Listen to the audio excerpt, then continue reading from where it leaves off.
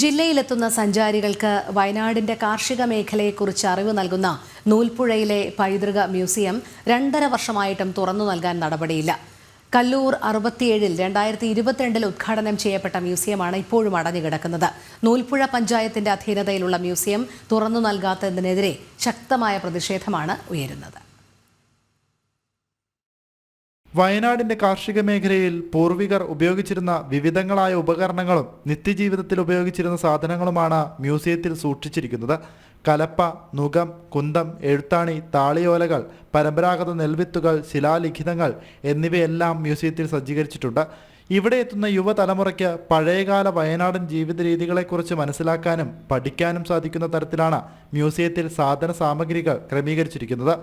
വിനോദസഞ്ചാര മേഖലയിൽ വലിയ ഉണർവുണ്ടാകേണ്ട ഒന്നായിരുന്നു പൈതൃക മ്യൂസിയം. ഏകദേശം 25 ലക്ഷം രൂപയോളം ചെലവഴിച്ചുകൊണ്ട് 2022 പൂർത്തീകരിച്ച ഈ പദ്ധതി ഇന്നും അടഞ്ഞു കിടക്കുക. വയനാടിന്റെ കാർഷിക മേഖലയിലുള്ള പണിയായുധങ്ങളും അതുപോലെ കാർഷിക ഉപകരണങ്ങളും എല്ലാം പരിചയപ്പെടുത്തുവാനും പുതുതലമുറയ്ക്ക് നല്ല രൂപത്തിലേക്ക് ഇത് കാണുവാനും വേണ്ടിയിട്ടാണ് ഇത്തരത്തിലേക്ക് ഒരു പദ്ധതി കൊണ്ടുവന്നത്. 35 ലക്ഷം രൂപ ചെലവഴിച്ചാണ് മ്യൂസിയത്തിന് കെട്ടിടം നിർമ്മിച്ചത്. തുടർന്ന് സമീപത്തെ കർഷകരിൽ നിന്നടക്കം ശേഖരിച്ച സാധനങ്ങൾ കൊണ്ട് സജ്ജീകരിച്ച മ്യൂസിയം ഉദ്ഘാടനം ചെയ്തെങ്കിലും ആഴ്ചകൾക്കകം അടച്ചുപൂട്ടുകയായിരുന്നു.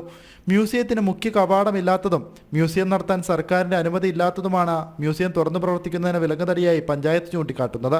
പക്ഷേ ജില്ലയുടെ വിനോദസഞ്ചാര മേഖലയ്ക്ക് മുതൽക്കൂട്ടാകേണ്ട പൈതൃക മ്യൂസിയം എത്രയും വേഗം തുറന്നു കൊടുക്കണമെന്നാണ് നാട്ടുകാരുടെ ആവശ്യം. ജനം, വയനാട്.